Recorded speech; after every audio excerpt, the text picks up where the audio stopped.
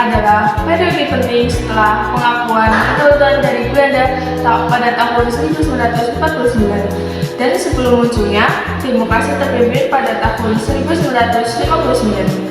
Pada masa ini, Indonesia menganut sistem parlementer liberal yang meniru sistem demokrasi berat khususnya Belanda.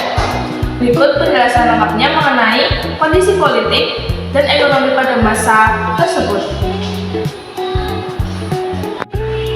Kondisi politik yang pertama yaitu pemerintahan parlementer. Kepala negara yaitu Presiden Soekarno yang bersifat simbolis, kepala pemerintah, Perdana Menteri yang memimpin kabinet. Kabinet yang bertanggung jawab kepada parlementer DPR bukan kepada Presiden.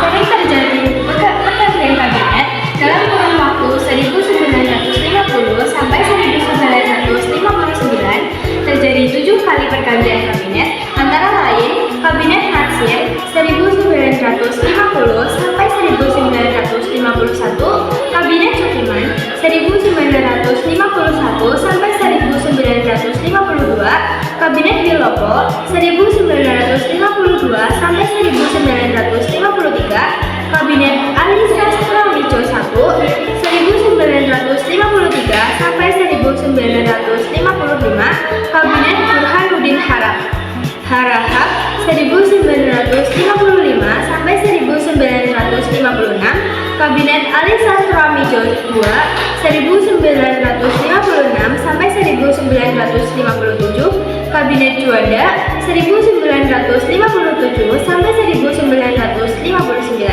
Kabinet-kabinet tersebut sering terjatuh karena kondisi partai yang rapuh dan bertentangan ideologi. Banyak partai politik, sistem multi-partai membuat DPR sangat beragam, nasionalis, Islam, sosial, dan komunis. Partai besar saat itu adalah PNI, Masyumi, NU, PKI, dan PSI. Akibatnya, pengambilan keputusan sulit dan tidak stabil. Pemilu tahun 1955, pemilu pertama di Indonesia 1955 untuk memilih anggota DPR dan konstituante. Hasilnya adalah PNI, Masyumi, NU, dan PKI menjadi 4 partai besar. Namun, konstituante gagal menyusun UUD baru, menyebabkan stagnasi politik. Munculnya pemberontakan daerah. Beberapa daerah tidak puas terhadap kebijakan pemerintah pusat seperti 1 DITII pada tahun 1949 sampai 1962, yang kedua PRRI Sumatera 1958, ketiga Parmesta Sulawesi pada tahun 1958. Hal ini menunjukkan lemahnya integrasi nasional. Berakhirnya masa demokrasi liberal. Karena ketidakstabilan politik dan kegagalan konstituante, Presiden Soekarno mengeluarkan dekret presiden pada tanggal 5 Juli 1959, yaitu membubarkan konstituante dan memberlakukan kembali UUD 1945. Ini menandai berakhirnya demokrasi liberal dan awal dari demokrasi terpimpin. Kondisi ekonomi. Yang pertama, ekonomi tidak stabil, inflasi tinggi, defisit anggaran, dan pertumbuhan ekonomi rendah.